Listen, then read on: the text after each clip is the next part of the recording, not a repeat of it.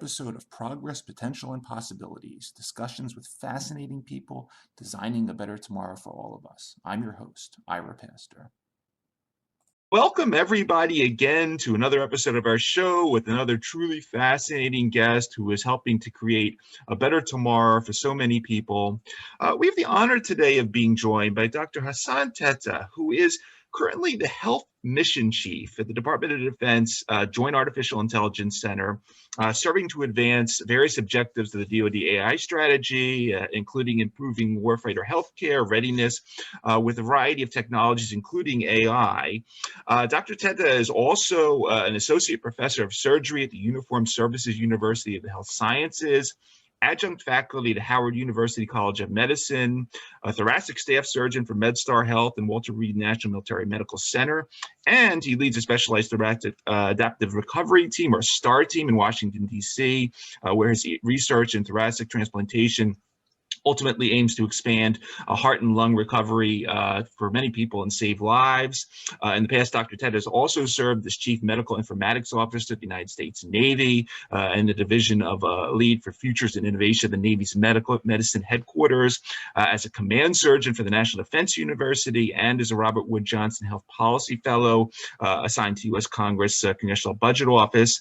Dr. Tetteh served as Ship Surgeon and Director of Surgical Services on the USS Carl Vinson Battle Group in support of Operation Iraqi Freedom. He was deployed as a trauma surgeon in Afghanistan in both Helmand and Nimroz provinces in support of Operation Enduring Freedom, and has supported special joint forces missions all over the world, South America, the Middle East. When he's not saving lives, Dr. Tetteh is an accomplished author, including the novel Gifts of the Heart, Star Patrol, which was co-authored by his son Edmund Tetteh, The Art of Human Care, illustrated by his daughter Ella Blue, and has published numerous articles on surgical innovation, health information technology, ethics, wounded warriors. Dr. Tetteh received his bachelor's State University of New York, his MD from SUNY Downstate Medical Center, his master's in public administration from Harvard's Kennedy School of Government, his MBA from Johns Hopkins, and his master's in national security strategy with a focus in artificial intelligence from National War College. Welcome, Dr. Hassan Tetteh, to the show. Wow, welcome. Thank you. Thank you for that kind introduction. Absolutely. I'm a bit embarrassed by all the things that you just read. I typically tell people, just introduce me as a husband, father, and surgeon, and that usually suffices. Absolutely. I could have read for the next half hour, but I thought we should get into the show. But Doctor, it's wonderful having you, and thank you so much, not just for what you're doing, but for the service to our country. Typically, I love to start off, as we typically do, by handing you the floor for a few minutes, just to talk a little bit about your background, and also if you could, in reading about you, a lot of what you've done in your career started early on with a fascinating near-death experience from bacterial meningitis, in which you also talk about in your Art of Human Care theory. Take us back a little bit for a few minutes and talk a little bit about how all this started. Yeah, sure. Thank you for the segue, Ira. So, I like to start with telling people where I'm from, as most people sort of get a connection and anchor there. So I'm from a small village town in New York that I call Brooklyn. And some people have heard of it, in fact. And if I start talking too much, my Brooklynese will come out. But yeah, I was born there many years ago now. West African immigrant parents, and like most immigrant children of immigrant parents, they know that there's usually a desire for those parents to want their children to become a doctor or a lawyer. So, I sort of acquiesced to my parents' desires and wishes, and I actually wanted to be an artist when I grew up, but my dad told me, I'm not going to make any money as an artist, so you better go to science and engineering school. So I did that, and sort of went down this path of becoming a physician, which has actually been the most rewarding and quite frankly most consequential thing in my life. I pinch myself almost every day thinking about how both fortunate, blessed, and honored I am to be in the position that I found myself in through a number of serendipitous events and divine intervention, and quite frankly, I think a lot of luck and great people along the way, to bring me to the point to be able to talk to you about the work that I do as a thoracic surgeon in the United States Navy, working on artificial intelligence, And as you mentioned, have had an opportunity to do a number of things that, have just been really great fortunes, in terms of experience in my life. I've traveled quite a bit. I think that has also, shaped my worldview and perspective.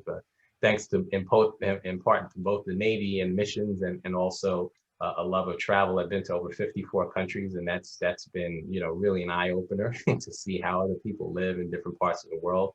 And it's certainly extended to me a deep appreciation for the things that we have here in America.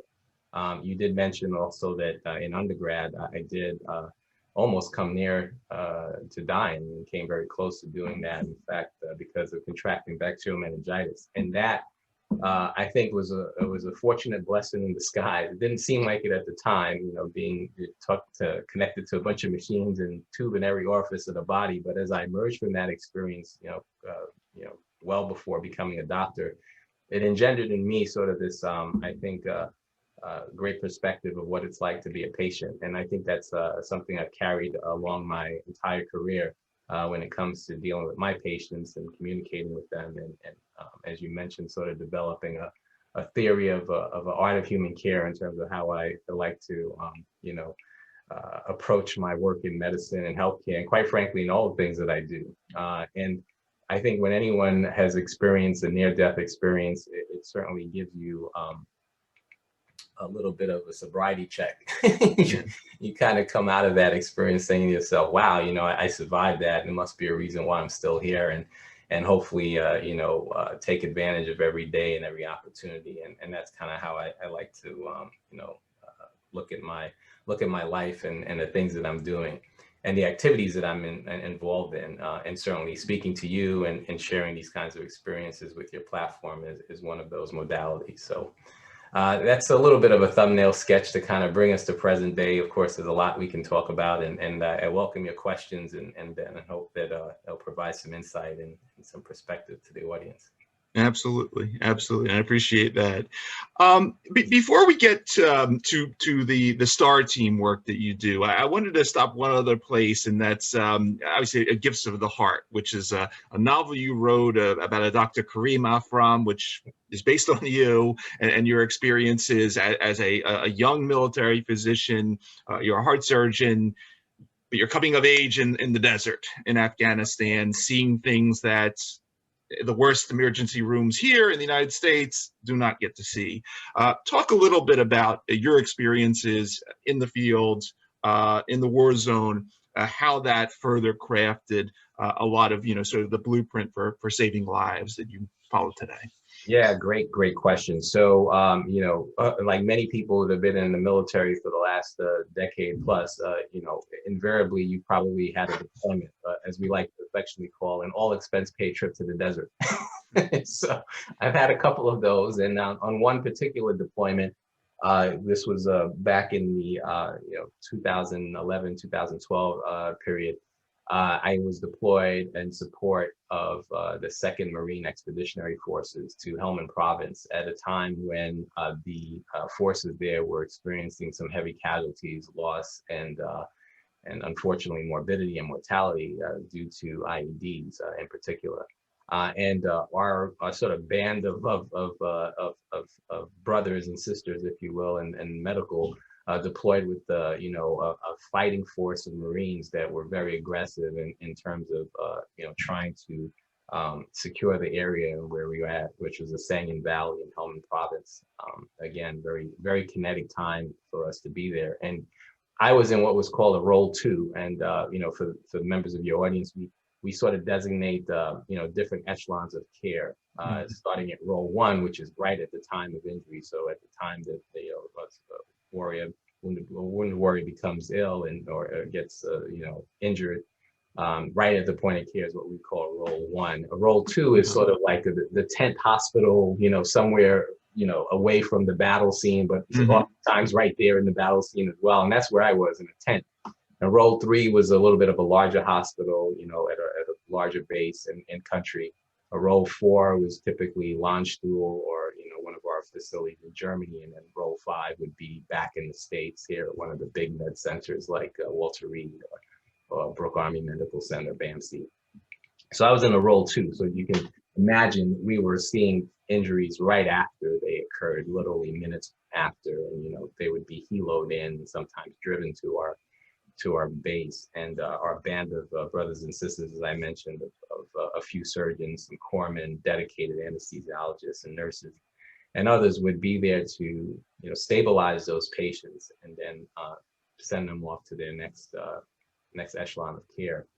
And during the time that we were there, we were seeing quite a bit of casualties, and these were really devastating injuries. Young military members, 17, 18, 19-year-olds, typically with often one extremity, more likely two extremities, and even arms and other parts of their bodies, blown up from the impact of the IEDs that they were stepping on and sort of encountering. And even talking about it now, it just reminds me of how devastating these injuries were, and having been at that point already a pretty seasoned surgeon and one well versed in trauma, having had many experiences in New York in the trauma center that I trained at, and having thought I saw a lot of trauma, that was certainly nothing that I encountered in the civilian sector. And we were oftentimes just taking off dead tissue and just trying to stop the bleeding, and wrapping these individuals up and sort of sending them on their way. Also providing resuscitation in the form of what we called a walking blood bank. So that was actually, as it sounds, members on the base, and we were at a small, forward operating base that everyone kind of knew their blood type. And when we got a casualty in, all those that, were blood type A or blood type O or blood type AB would come in, and we would, start taking blood from those individuals and just, connected and, give that blood as a resuscitative, life-saving measure to those that were injured. And oftentimes we had to do quite a bit of that. So as you can imagine, as I'm describing, obviously, for your audience that are not, physically there with me, but sure. Myself back in that experience, it was really a trying and challenging time. Not only to reconcile all the injuries that you were seeing, and of course, the political context and all those things notwithstanding, just, understanding not only your own mortality, because we were in a war zone in a dangerous place, but seeing all these young lives forever changed and forever, impacted. Sure. It was often difficult to deal with that, and to think about what kind of life they were going to have when they, invariably woke up on the other side of the world, with much of their life changed and impacted forever. It left a mark, so to speak, and when I emerged from that experience, and I was there for about 7 months, when I came back to the States, it was really hard. It was challenging for me. That's what we were dealing with on a day-to-day basis. Our living conditions were not necessarily all that great either. Actually, we were in a forward operating base, so we weren't at a really big base. We relied on generators for power, and so we're in a dusty tent operating on people. We didn't have a full dining facility, so we ate what are called MREs, which are not necessarily gourmet meals, but sufficient for sustenance, which is all we really had. And then we had each other. Our fellow team members to really rely on, and quite frankly, none of us had really known many of our fellow team members before going on our deployment. We spent several weeks prior to our deployment in Camp Lejeune, sort of preparing for the deployment, and that's really where we formed most of our initial bonds. We were individual augmentees, which was kind of the norm and practice for how military folks in the medical supporting roles got deployed. So you were sort of plucked from this hospital here, this branch clinic here, this headquarters facility here, and then kind of just work together, and then you train for a little bit and you deploy. And so that's how we went. But I will say the bonds that I made there from my fellow officers and corpsmen and senior enlisted and junior enlisted folks were really significant to this day. I still keep in touch with them. That experience that we went through together, it certainly left an indelible mark. Now, unfortunately, I know that when folks return from those kinds of experiences, not only are their lives forever changed, but they're forever changed in a negative way. And you know, for me, I recognize that, you know, certainly some of the risk was there for that to happen. And I was fortunate that I had a really supportive family. I had really good support in my friends and individuals that I deployed with that helped me to, you know, be give an outlet for being you know, having a sounding board for discussing some of the things that we saw and what we witnessed and what we experienced, and a way to describe those emotions. And what became a really saving grace for me was my journaling. And I had always been an avid journaler, and I write in a journal almost daily. And I documented a lot of the things and the experiences and the feelings I was, you know, sort of just reconciling when I was there. And when I got back, I had the fortune of working with an individual who was a coach. He was an executive coach, and I told him that, you know, I recognize that I'm a bit stressed out by this experience I just had. I would like to sort of, you know, transition back into this world of ours, which was so much different at the time, for me anyway. And I was just looking for some assistance. And what he did was really, really good, like what most good coaches do. It sets you up with some goals, right? You know, let's think about some goals that you have. All right, you want to sort of transition back into the real world. Well, what does that look like? What specifically would help with that? And I said, well, you know, maybe I could work on things that I've always wanted to do, and you know, that'd be not only a distraction, but a way of me just really kind of, like you said, assimilating back. And so we came up with some goals, and one of those was to write a book. It was always a goal of mine way back when. My dad told me one of the best ways to sort of, you know, leave the world a better place is to leave a book behind. You know, it'll be something that sort of survives you, and you know, someone may actually benefit from your story. And so I was like, wow, that'd be great. And in sort of working that process, one of the things that I decided to do was to make it a fiction, because one, it would be you know, a lot more of a creative process, and you could take some poetic license with it, and it also would be a lot more therapeutic, I thought, to sort of you know, bring out that inner artist in me in some ways. And so it was a really it was a really cathartic as well as therapeutic experience. And the result was the novel, The Gifts of the Heart novel that you referenced. And it was an incredible experience. I felt like I was able to leave a lot of that stress, a lot of those emotions, and really a lot of that pain on those pages, and sort of move on from there. And in telling the story, I felt like you know, I kind of put it out into the universe, and hopefully you know, emerge from it with some wisdom, and quite frankly, like you said, it definitely has impacted the way I approached other things in life, just like any major experience. It also left me with a perspective that I have to say I hadn't experienced. Now, up until that time, I had been in the military over a decade at that point, but I'd also had lots of experiences in my practice with taking care of veterans. And I would take care of, you know, various patients through, you know, throughout my, you know, career in different states, and whether it be in Washington State, whether it be in the city in New York, whether it be the Midwest during my fellowship training in Minnesota. And in almost every VA, you know, you have this sort of culture of, you know, the veteran that's there, that you see elderly gentlemen, typically males, because at least in my work in cardiac surgery, I was seeing older males that were mostly in the, you know, the campaigns of Vietnam and Korea and things like that.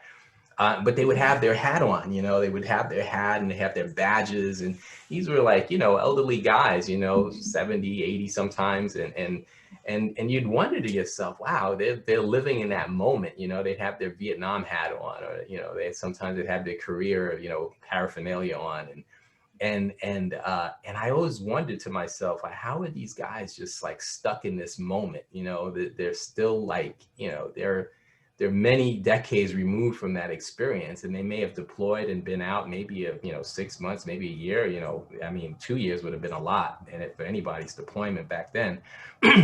But yet that experience left such a mark on them that they are always, you know, sort of, you know, living it. And now I understood, you know, when I got back, I really understood. I had been on deployments before. I had spent 2 years on an aircraft carrier, much different experience, obviously, than being in the desert, taking care of the kinds of injuries that we were seeing. But I got it, you know, for me, it made sense. I was like, wow, I get it. You know, you you could have an experience in your life over a lifetime of 80 years, 70 years, that was only a few months.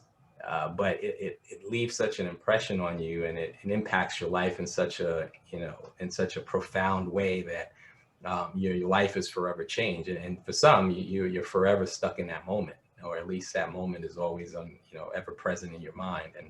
And I certainly appreciated that. And it made a lot of sense to me now that, those folks, kind of felt the way that they did and behaved the way that they did about those experiences and times in their life. Mm. And you've truly, I mean, just once again, looking through your bio and some of the things you're doing, not just on the teaching front, but you've really leveraged a lot of what you've learned for the betterment of everyone here. Obviously, one place I'd love to go, and I've watched you talk about this a bit in the past, is the development of the STAR team, which stands for the Specialized Thoracic Adapted Recovery. You're very focused on research of thoracic transplantation and how, and you mentioned I have the times wrong, but obviously you only have a certain amount of time to get that heart from A to B. Same thing with the lungs and so forth. Talk a little bit about, like, if you could sort of introduce what a STAR team is in general, some of the research you're doing to extend that time period, and then I don't know if you're at all involved with. I did episodes a few months ago on this ARMI, ARMI, Advanced Regenerative Medicine Institute up in New Hampshire, obviously where they're looking to, not tomorrow, but in a few years from now, create hearts, create lungs, things like that, ex vivo. Talk a little bit about some of your visions. Yeah, very good question. So yeah, that is also a significant part of my sort of my life in that world of transplant, and that came about again a bit out of serendipity and just happenstance. So when I finished I should mention I joined the Navy actually after medical school. Most people, always raise the eyebrows. Like, what'd you do that for? So, there's a lot of background story to that. But no, I joined the Navy after medical school some over 22 years ago now. And after at the time, I was, kind of just thought I'd be a general surgeon. And that's kind of how I signed up for the Navy. And then, sort of midway through my general surgery residency, I really became enamored with heart surgery, and actually for a time, thought about being a transplant surgeon. When I finished my general surgery residency, the Navy wanted me to be a general surgeon for a couple of years, and that's when I spent my 2 years on an aircraft carrier. But I did want to still go back and do more training to become a heart surgeon, and so I got that opportunity, fortunately. And then I came back home from that deployment, and I went to the University of Minnesota. Now, for those members in your audience that may or may not know, the University of Minnesota in the Twin Cities, specifically, not the Mayo Clinic, but the University of Minnesota is really the birthplace of modern cardiac surgery in America. Those of you that are sort of history buffs will know that that's where Lilly High and other great, heart surgeons of the 1950s and 60s really sort of emerged. And the cutting edge technology and research that was done there really laid the ground and the foundation for all of the heart surgery that ultimately became, ever present in the rest of the country. So, folks like Dr. Norman Shumway and the Lilly Highs and Dr. Cooley and Dr. DeBakey all were influenced by University of Minnesota. So to be there as a trainee, it was like being a kid in Disney World. It was awesome. I was just, every day was just a new adventure for me. And one of the things that was really a big part of the Minnesota training and program was transplantation. And, you did so much transplantation there. And, Minnesota is known for not only abdominal transplant, but also pioneers in heart transplant. In fact, Christian Bernard, the doctor who famously from South Africa did the first heart transplant in the world, came to Minnesota. A lot of people don't know this backstory. He came to Minnesota, spent a few months training with Dr. Lilly High and all of the surgeons there to understand and appreciate the technique, because they were doing all kinds of research at the time on transplantation. They were actually trying with different species to do transplantation in humans. I mean, crazy things, but just really groundbreaking work. And Christian Bernard sort of refined his technique and saw everything that they were doing, and went back to South Africa and did it. And so, and got a lot of credit for it. But Minnesota definitely influenced him. Nonetheless, when you finish training at Minnesota, I like to say you either love transplant or you never want to see a transplant ever again in your life because it was so much. And of course, I fell into the former category. Now, when I left Minnesota, I had a stint in Boston before I came down to, at the time, the National Naval Medical Center for my sort of follow-on assignment to be a cardiac surgeon in the Navy. And I had this dream and vision of sort of starting a heart failure program and doing transplantation, heart transplantation, lung transplantation in a military hospital.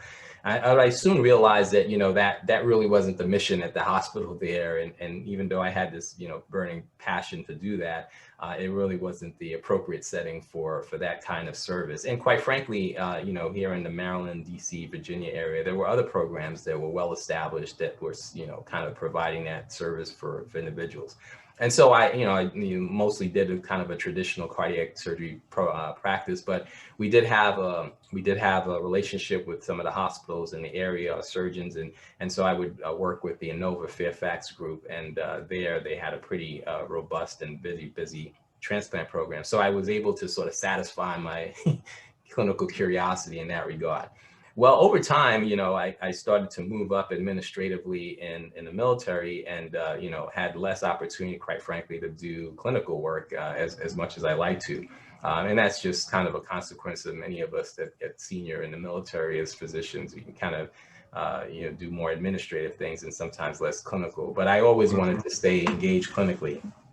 And transplant gave me the opportunity to do that because it happened at night and on weekends mostly, and sort of after office hours, and I could still sort of you know, satisfy my clinical niche and do that. And over time, what I started to do is do most of the recoveries for the heart and lung. So you spoke to something that a lot of people don't know about in the transplant world, and that is, you know, all of the organs that we, you know, recover and transplant pretty much on a regular daily basis all have different tolerances for what we call ischemia time. And ischemia time is really that, you know, time where the blood flow is interrupted to the organ. So you know, oxygen, nutrients can't get to the cells of a liver or a kidney or a heart or a lung. And, you know, there's only but so much time that can go by before those cells start to die or become, you know, irreversibly damaged. And so for the heart, the ischemia time is very short. It's only 4 hours. So you have typically 4 hours to implant the heart once it's removed from a donor. And so you can imagine there's quite a ballet of logistics that need to happen. You actually have to start oftentimes the case on the recipient side while you're simultaneously recovering the heart, which could be, you know, many miles away, as much as 1,000 miles away. So it's this great coordination and delicate balance of a lot of moving parts. And you know, no better place than to learn how to do something like that than in the military, right?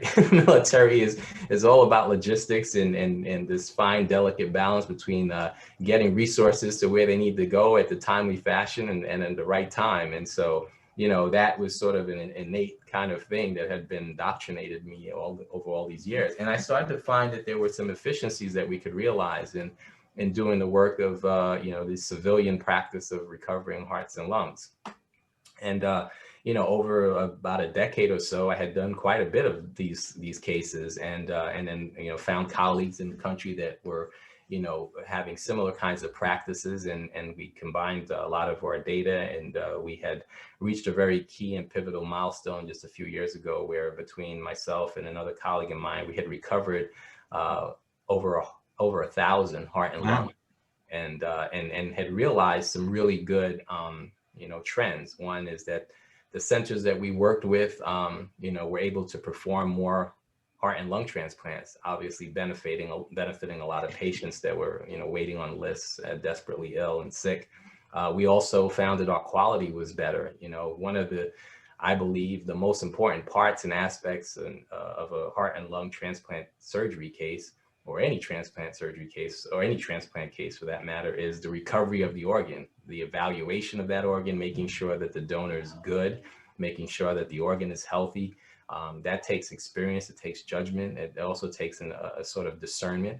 And then there's the technical aspect of actually operating and removing the organ safely and preserving and protecting it till you get to the other side where the recipient is waiting. And all of those things over, as you can imagine, hundreds of, and then over 1,000 cases, I became very good at it. And what I realized is that we were helping out a lot of the centers, and then over time, you know, this sort of practice sort of, permeated to other centers in the area here in DC, Maryland, and Virginia. We have 4 major heart and lung transplant centers. We have Johns Hopkins, University of Maryland, of course, Inova, as I mentioned, and MedStar. And so all of those centers, we're quickly beginning to realize that this was a very good service. And then over time, we started to build a team. And because as most people in the military do, they kind of name things and give it a mnemonic. And so, STAR team became sort of, born in some ways. And so, yeah, that's how it came about. And we were fortunate. We presented our data and our research that we've been sort of working on over the last decade at the International Society of Heart Lung Transplant meeting, and the team is called the Specialized Thoracic Adapted Recovery Team. Specialized because we're very specialized. We say thoracic and transplant because that's sort of the area of our specialty. Adaptive because we adapt to the centers, and recovering for different centers, as you can imagine, they're different surgeons, different personalities, different protocols, and sometimes different perfusates and sort of solutions that they use, just because that's just what they're accustomed to, that they use, and we adapt to adopt those practices for them. And then of course the R is obviously for the recovery, and probably the most important out of all of that is the word team. Mm-hmm. One of the things that I think I've learned over my career, not only in the military but just as a cardiac surgeon, is that a team is quintessential to success. No one surgeon, I don't care how good you are technically, and I've worked with the best surgeons in the world, and I've seen them in action. I've operated alongside them when I had the great fortune of being at the places like the Brigham and Women's Hospital and at the University of Minnesota. I recognize that even though these surgeons were master surgeons, technically gifted surgeons, that the patient would not do well without the team that they had around them. So we needed anesthesiologists, we needed nurses, we needed techs, we needed all the allied support and help that you have that comes to bear when the patient's going through something of the great magnitude of a heart surgery. So team has always been important. And so this ethos of teamwork has really been, I think the secret sauce for what makes STAR teams and our practice that's now growing and evolving really important. And it's that camaraderie, it's the working together, it's the refining, it's the debriefs, it's the hot washes, as you like to call them. And like, looking at every detail and every aspect of what we're doing and always trying to continually improve the process and make things better. And trying to make every case, the next case, better than the last case, and knowing that, what's on the line is the patient's life, and taking that, with the seriousness that it deserves, and bringing to bear the expertise and the skill set to make sure we have a successful outcome. Outstanding. It's something that obviously I hope you could tell I'm very passionate about, because I tell my team all the time that our work is impacting the lives of a lot of people, and what's often lost, I think, is the life of the families on the donor side. It's one thing to think about, wow, there's this great celebration, you're going to have a new organ for the recipient. That's all great. That in fact is absolutely true. But what I've also recognized, and this is also, I think, the great value of the kind of work that, teams like ours are doing, and for that matter, the sort of miracle of transplant, is that when you think about the people that are organ donors, these are often individuals that have died in a tragic way. They've become brain dead in a tragic way. They've unfortunately sometimes suicide, which we're actually seeing a lot more of that now. They've had a trauma. They're usually a young patient, because those are the ideal, donor to patients, because they have young organs and they're typically healthy and they don't have ailments and chronic diseases. But you think about the families, right? They've lost the loved one, obviously prematurely. And I think that what I've seen, which is just an outstanding sort of testament to sort of this continuum of life, is to know that their loved one, at least a part of them, may be living in another individual, is something that I think can bring some meaning to the tragedy and to the otherwise just very difficult time to think about and sort of reconcile. My goodness, my son, my daughter, my cousin, my uncle, they passed away well before their time, and to know that, you know, a part of them is living somewhere else in another individual, and their sort of legacy is being sort of, perpetuated, I think brings a lot of peace and meaning to one's life. And so in that way, to know that we're sort of in the middle of this, you know, brokering, you know, the sort of balance between life and death, and being a part of it and sort of assisting in it, is incredibly rewarding, and you know, one of the aspects of my clinical practice that I'm really really grateful for. Outstanding. You know, in addition now to everything that you have going on, you're now the health mission chief at the JAIC, the Joint Artificial Intelligence Center. A few weeks ago, we had Jane Pinellas on, sort of talking in general about JAIC and AI ethics and so forth. We don't think Department of Defense and AI. Okay, we're thinking missiles and warships and things, but in your case, no, it's about healthcare, it's about health readiness, but it's also about topics like cancer, metastatic breast cancer, as one project that I read about. Talk a little bit about your responsibility in this new role as health mission chief, and some of the areas of artificial intelligence and health that you're most excited about. Yeah, sure. So I'll give a little context to see how that comes about. Because people go, "Hey, he's a heart surgeon. Where did this AI stuff come from?" Well, it turns out that you know, a few years ago, I had a colleague of mine who introduced me to a burgeoning medical subspecialty called clinical informatics. You know, it's actually a brand new you know, subspecialty. There's actually a board certification for it that came online a few years ago. And in learning about it and understanding what it was all about, it really essentially is using information and technology to help doctors do their jobs better. It really resonated with me because I thought about my career in heart surgery. If you think about the time before the 1950s, it was impossible to stop the heart, operate on the heart, and have a patient survive. It just was not possible. We had to develop the technology. We had to, you know, harness information to get to a point where we could routinely, which is what we do now, stop the heart, put the patient on a cardiopulmonary bypass machine, a heart-lung, you know, bypass machine, and sort of bypass the heart, let the circulation and the oxygenation of the blood happen outside the patient's body, and then operate on the heart and come back. So this domain and this specialty of information and technology to do work better, it was just fascinating to me. And I just got all in. I was all in. It was like, I'm going to learn everything I can about it.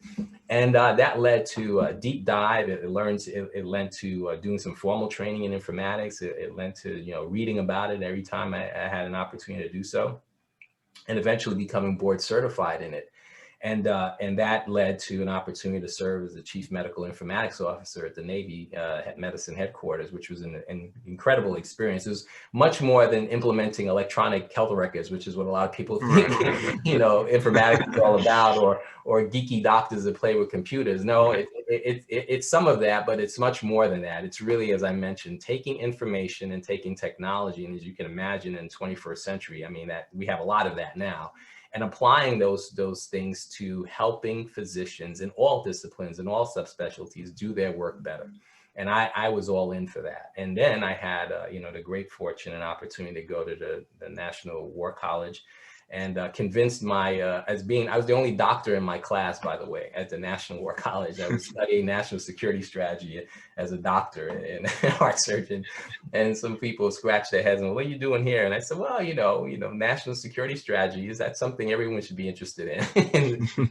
And I convinced the dean and my advisors there to give me some time over a course of a year to do an independent project. And my independent project was to look at the natural extension of what I thought information and technology would be, and what was becoming, you know, more apparent to me to be an important technology, you know, sort of the general purpose technology of our era, artificial intelligence.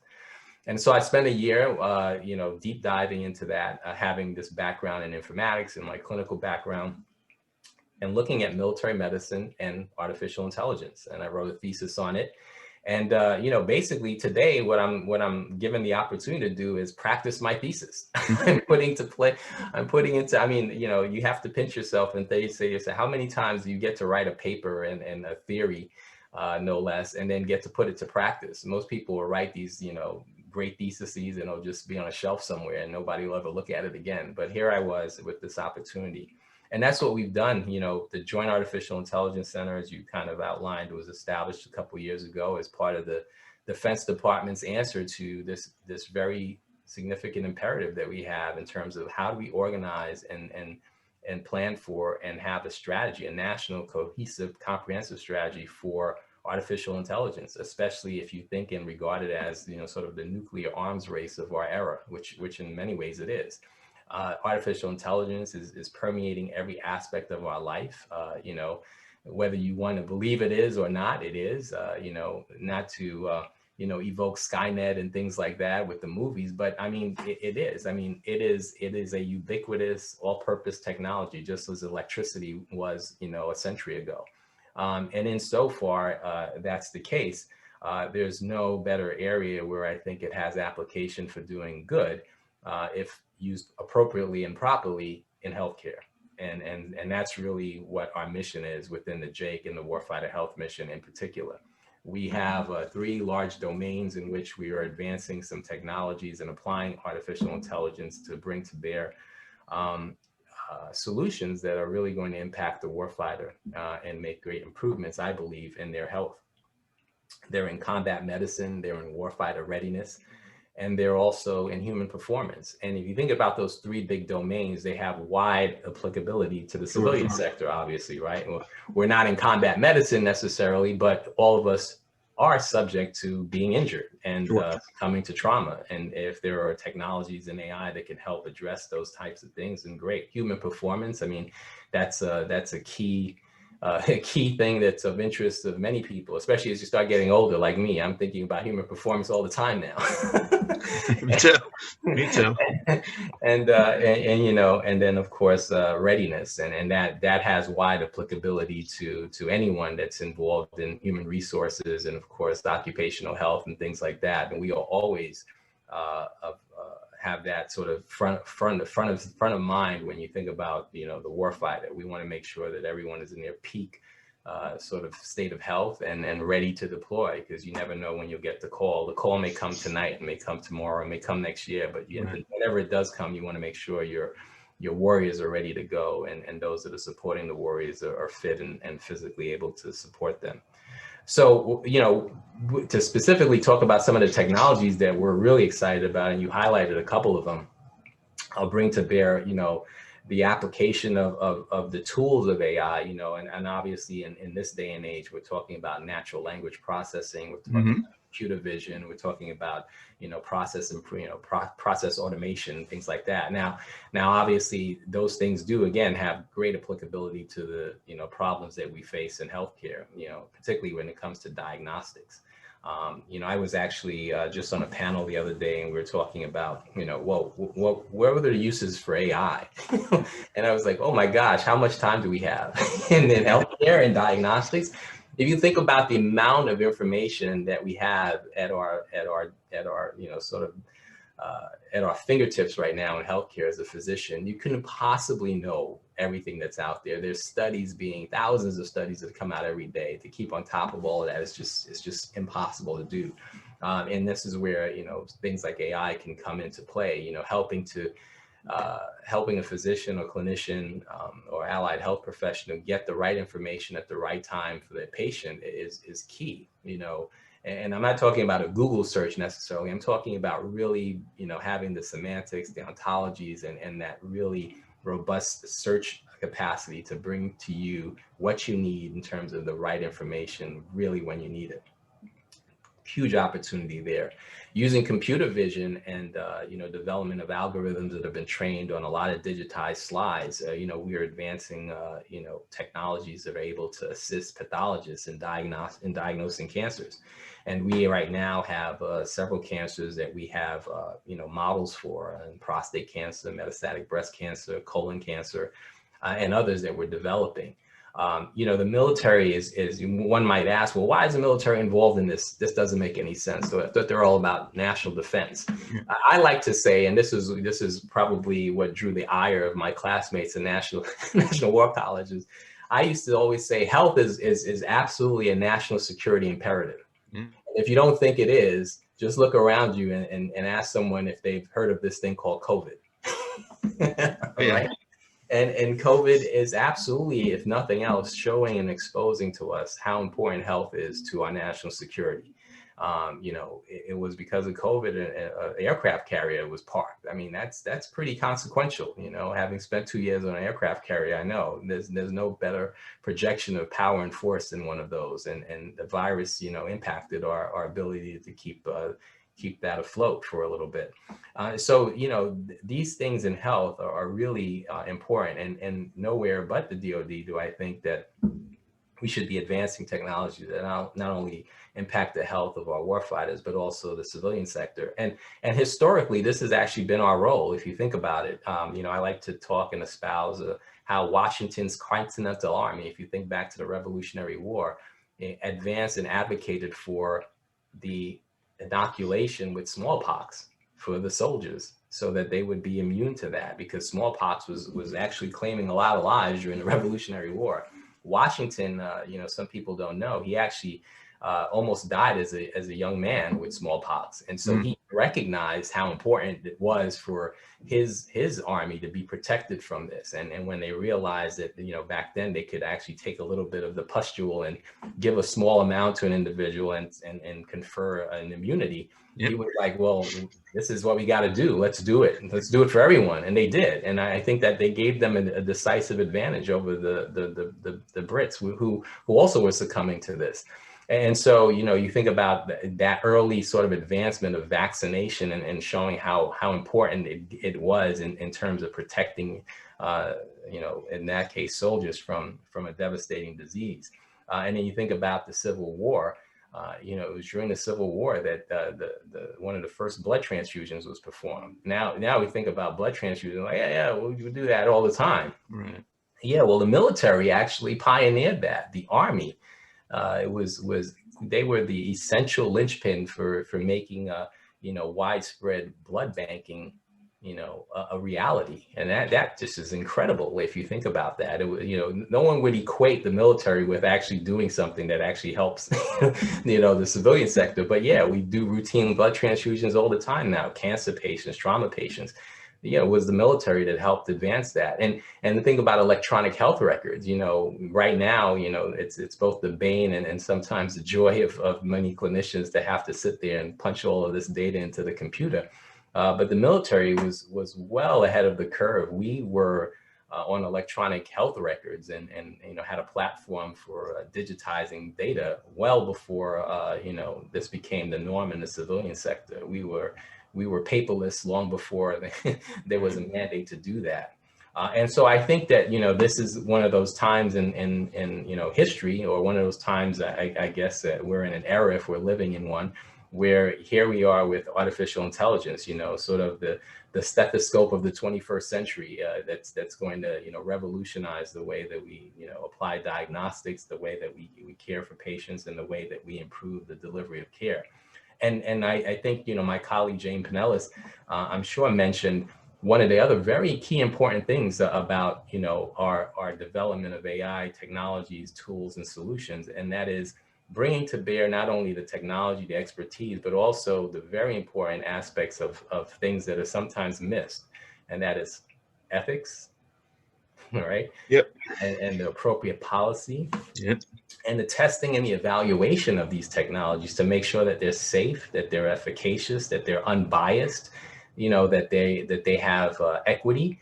And I think that, the good thing about the military is that, that's our mandate. Our mandate is to protect and defend the country. And so our incentives may not be, corrupted, hopefully, like maybe other characters in this space. And I think, we should be the leaders. And I think that should give, hopefully, the public some assurance that, they're working with these technologies that, because of their nature, AI, it could be perceived as scary and threatening, but I believe that the people in the Defense Department in particular are working to make sure and ensure that these things are going to be handled with care and the respect that they need to, the technologies anyway, and also applied with the sensitivities of all the things that I mentioned, ethics, unbiased, secure, respecting privacy and testing and evaluating for safety and efficacy, and making sure that the aimed objective and the final solution is going to be one that has great benefit to all. Yeah, and I really appreciate you bringing up those principles again. And Jane talked about them a bit, but to reiterate to folks that do think of the Skynet stories, or I've watched the Terminator one too many times, but understand that you guys are putting a lot of thought into this and all these, especially with regard to equity and how an AI sees something versus not, and so forth. I think that's extremely important points.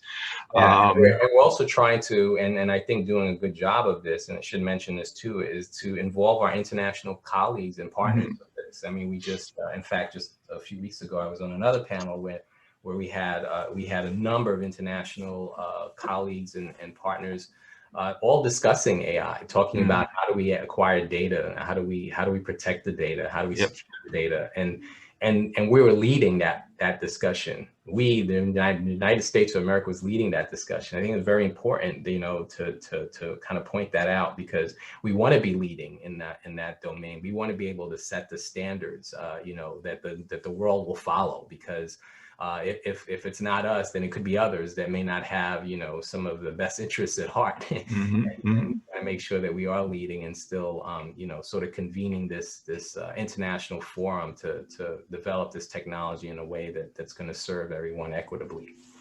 Absolutely. Dr. Tetteh, you've taken us from the desert to aircraft carriers to the Pentagon to driving through the streets and the STAR team and ambulances, but you get back to Main Street quite a bit. You were involved on the Arthur Ashe Institute for Urban Health, organization called Champion for Kids. You were involved in Miriam's Kitchen, which is a Washington, D.C. nonprofit for ending homelessness. Talk a little bit about some of these initiatives as well. Right. Yeah. So my wife and I just had a conversation this morning. She was like, "Oh, you're finally talking to me." So it's been kind of a helter-skelter couple of weeks. So I should mention, of course, I have a wife and I have two children. A son who's 16 going on 31, and a daughter who's 14, and hopefully will stay 14 forever, as far as I'm concerned. Me too. but yeah, they definitely keep me grounded. So talking about Main Street, my Main Street is definitely been my anchor, and at times I am so blessed that I have a family that's so patient with me with all the things I have going on. But I really do appreciate them. My experiences and all the things I talked about, it would actually, lead you to believe that, of course, I'm doing all of these volunteer things. And of course, I'm involved in all these other things, because, again, I go back to that, time in my life where I almost died. And that, is still still ever present sort of thought in my mind of how each day is really a gift for each one. And my transplant work just reinforces that every day. Is that message is like, just when I thought I've seen the most tragic, way that someone can unfortunately die, I see another case and I'm like, oh my gosh, that was way worse than what I saw the day before. And it gives me this real, true sense that, no one is promised tomorrow. And no matter how confident you feel that, your tomorrow is guaranteed, trust me, it's not. It's just really not. Now, that may be a morbid way to live. Sometimes I wonder to myself, oh my gosh. But what it does for me is it engenders this kind of desire and this zeal to want to always live every day to its fullest, maximal, purpose, if possible. And so that, if and when my time comes, I should say, someone will look back and be like, oh, that guy Tetteh he was engaged with life. He was doing stuff, they didn't catch him, in a hammock somewhere, not that that's not bad. Sometimes you need to take a break in the hammock, but my point is that, you want to sort of have a life where, a colleague of mine said one day, is that you want to be, gone and not forgotten, but not gone and forgotten, not gone and forgotten. Right. Have an enduring way. But really, I think that it is also a consequence of everything that we talked about, which is a life of service. And I think service is one of those things that it brings you this return on investment that one can't really put a finger on. And even though you don't get paid for it, and even though you're kind of doing it on your off time and when you could be doing something else like sleeping in a hammock, it comes back to benefit you in such an immeasurable way that you just really could never imagine it. And that's not the reason why you should serve, but it's just one of those things that invariably, if you serve and you do it well and you do it with the right heart and the purest of mind, I think, you know, your life is just much more richer for it. And so, you know, each one of those experiences that you mentioned, the Arthur Ashe Institute of Urban Health, I was so fortunate to be asked to be a board member. When I was a medical student, I was a tutor for one of their early programs, you know, and so many of you may know Arthur Ashe was, of course, a famous tennis player who died tragically from a blood transfusion after contracting HIV and then subsequently getting AIDS. And he established an institute at my alma mater medical school at SUNY Downstate. Mm. When I was there as a medical student, I started an inaugural class of students through this program called the Health Science Academy. Mm. And it was to, you know, have inner city middle school students come to the medical school and get classes, take classes on biology and physics, all of the kind of prerequisites to become doctors. You know, here you are, a junior high school kid, you know, thinking about going to become a doctor, and medical students like myself, we're building a curriculum for these students. Do you know, Ira, it's been like decades, and that program still exists. And I'll get notes to this day from students that say, hey, you know, Dr. Tetteh, you probably don't remember me. My name is so-and-so, and I'm a doctor today. I'm a veterinarian. Somebody called me one time and sent me a note on Facebook, which I'm not very on frequently. And it was this bizarre note out of the blue, said, hey, I'm Dr. So-and-so. I was one of your students in the class, and I didn't become a medical doctor, but I'm a professor, and I teach at Fairleigh Dickinson now. And I was like, wow, that's amazing. Like, who would have known? Like, you know, back then you just, all right, this is biology, you know, and you have such an impact on someone's life. Miriam's Kitchen, incredible organization. You know, they have you know, what drew me to them was that they had this mission. It wasn't to just, you know, feed the homeless people. It was to end chronic homelessness. Like, I mean, that's like a pretty bold mission. You know, how could you not rally against that? You know, you think about how fortunate you are if you have a home and you have a meal to eat every day, and there are other people that don't have that. And sometimes it's not through faults of their own. Sometimes it's because of behavioral health, you know, difficulties they're dealing with. It's because of just misfortune and bad luck. And you know, if you can help those individuals and get them housed and permanently housed, absolutely changes their life. Their entire world is different. You know, and one of the organizations I'm now involved with is the David Lynch Foundation, which, you know, also, again, to me, was an incredible opportunity. When I came back from my very challenging deployment, one of the things I didn't mention that was consequential in my sort of assimilation back to the real world, so to speak, was the learning of, and then the adoption, and then the daily practice of meditation, which has become, you know, very, very important as sort of an anchor in my life. And that became a really important, and is an important practice for me, and a routine and a habit that has brought me great peace and this sort of, you know, inner tranquility when the world around me is quite chaotic. And the David Lynch Foundation is dedicated through our CEO there, Bob Roth, and of course David Lynch, to bring this tool and this technique and this practice to, you know, millions of people that, you know, would otherwise not be able to access it. And it's one of these art forms and one of these tools that, you know, has been, you know, with us through the ages and through the centuries. And some people have asked, well, how did you get into it? And I said, well, when I was out in the desert in the tent, I was reading, you know, quite a bit. And one of my favorite books became the Meditations of Marcus Aurelius, because I kind of assimilated with this man, this great leader that was, you know, out here prosecuting this great war. And then he would retreat to his tent at night and write and journal, just like I was. And he would meditate and reflect and think about life and have this great wisdom that he would just kind of share for the ages. And so meditation was not a foreign thing to me. It was like it was quite a consequential thing. It seemed to me like it was one of the tools that one has in their quiver to be able to do great things. And so when I got back and then I had this opportunity to learn about TM and get involved with it. It was great. And so to be aligned with an organization that can bring this tool again to individuals that could really benefit from it is great. And they're dedicated to helping with veterans and unfortunate cases of individuals that have been subject to domestic violence and students that are in very traumatic kind of environments, and it's done great things, and it doesn't cost much, and it's very effective, and it's even have some really great health benefits. People have asked me sometimes, they're like, well, what about these health benefits of TM? And I kind of say to them, well, I'm a heart surgeon, and I have patients that come to me all the time. They have high blood pressure, they have heart disease, and almost everything that we do for them has a side effect. Surgery has a side effect. Could be an infection, could be a complication. The pills you take can give you headaches, can cause you dizziness, can give you other kinds of side effects. TM doesn't really have many side effects. Meditation doesn't have a lot of side effects. It makes you very relaxed. Not a bad side effect. Yeah. So, I have no problems espousing and prescribing it as a therapy if given the opportunity.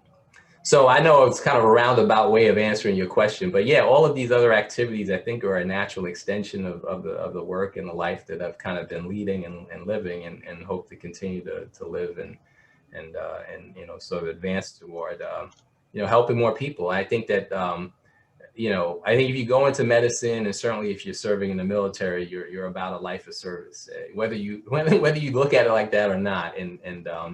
And I think it's one of the great ways to sort of spend one's life. Outstanding. Yeah, and we've come full circle to the mind, body, spirit connection you talked about at the beginning, and I think this is fascinating. This is such an interesting, I'll say, holistic discussion, and hearing about your journey, just very inspiring, and want to wish you the best moving forward with everything you're doing, and thanking you for taking the time to talk about it.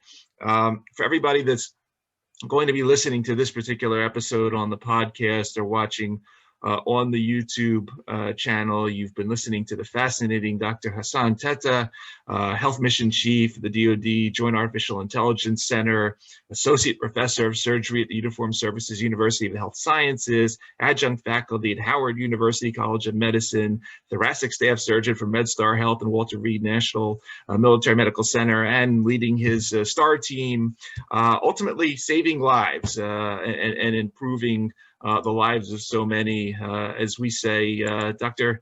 Tetteh, thank you for helping to create a better tomorrow for all of us through everything you're doing and your current activities, your research. It's just so inspiring, and really, once again, thank you for taking the time out of your busy schedule to talk to us. It's been really an amazing time. Oh, Ira, thank you. I really appreciate it, and I like what you're doing, and I really am grateful for what you're doing, and hopefully giving an audience an opportunity to listen to folks and have a story that hopefully inspires them. So that's the goal. Thank you for it. That's it.